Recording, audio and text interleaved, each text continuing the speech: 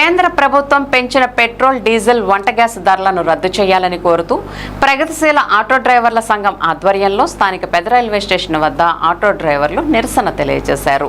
ఈ సందర్భంగా ఆటో డ్రైవర్లు కేంద్ర ప్రభుత్వం పెంచిన పెట్రోల్ డీజిల్ ధరలను అరికట్టాలని, పెట్రోల్ డీజిల్ను జీఎస్టీ పరిధిలోకి తీసుకురావాలని, ఆటో రవాణా రంగ కార్మికులను ఆదుకోవాలని పెద్ద ఎత్తున నినదించారు.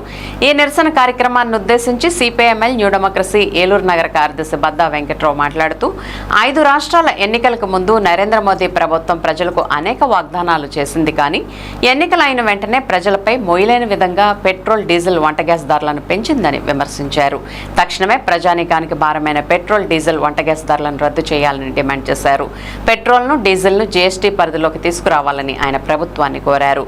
ఇంకా నిరసన కార్యక్రమాన్ని ఉద్దేశించి ఐఎఫ్టియు ఏలూరు నగర అధ్యక్షులు B Somaiah, auto drivers union అధ్యక్షులు పప్పు మహేష్ కుమార్ మాట్లాడారు. ఈ కార్యక్రమంలో ఆటో డ్రైవర్ యూనియన్ నాయకులు పూర్ణచంద్రరావు, అన్నవరం, బుల్లబ్బాయి, భాస్కర్, దుర్గా ప్రసాద్, శ్రీను, మాతయ్య, విజయ్, రమణ, ఆర్వి రమణ, రాంబాబు, రాము తదితరులు పాల్గొన్నారు.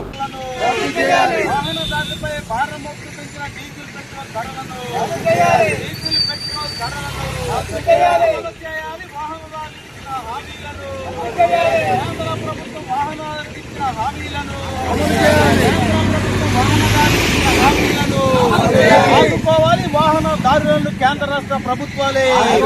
వాహనదారులను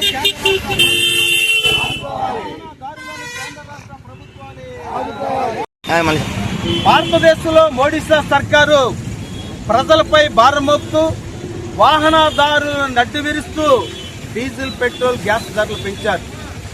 ఇప్పటికే అనేక ఇబ్బందుల వలయంలో వాహనదారులు, ఆటో మోటార్ ట్రాన్స్పోర్ట్ రంగం కుదేలైనటువంటి పరిస్థితుల్లో డీజిల్, పెట్రోల్ ధరలు పెరిగి వాహనదారులకు ఇబ్బందులు కలుగుతున్నటువంటి పరిస్థితి ఉన్నటువంటి నేపథ్యంలో ఆ ఇబ్బందులను అధిగమించవలసినటువంటి కేంద్ర రాష్ట్ర ప్రభుత్వాలు వాహనదారులు ఆదుకోవాల్సినటువంటి మోడీ సర్కారు డీజిల్, పెట్రోల్ ధరలు పెంచారు. 10 రోజుల్లో 4 సార్లు కేంద్ర ప్రభుత్వం పెంచిన పెట్రోల్, డీజిల్ ధరల వల్ల ఈరోజు రవాణా రంగం అంతా కూడా కుదేలైపోతూ ఉంది. మరి ఇప్పటికే ఉచిత బస్సు వల్ల ఆటో ట్రాన్స్పోర్ట్ కార్మికులు ఈరోజు కిరాయిలు లేక అనేక ఇబ్బందులు పడుతూ ఉన్నారు. మరో పక్కన ఈ యొక్క పెట్రోల్ ధరల భారం అనేది ఈరోజు మరి ఆటో రవాణా రంగ కార్మికుల మీద మోయలేని భారం. ఈరోజు కేంద్ర ప్రభుత్వం అన్ని వస్తువులను జీఎస్టీ పరిధిలోకి తీసుకొచ్చింది, కానీ పెట్రోల్, డీజిల్ మాత్రం తీసుకురావట్లేదు. మరి ఈ రోజున పెట్రోల్, డీజిల్ కనుక జీఎస్టీ పరిధిలోకి తీసుకొస్తే 60 రూపాయలకి లీటర్ వచ్చే అవకాశం ఉంది.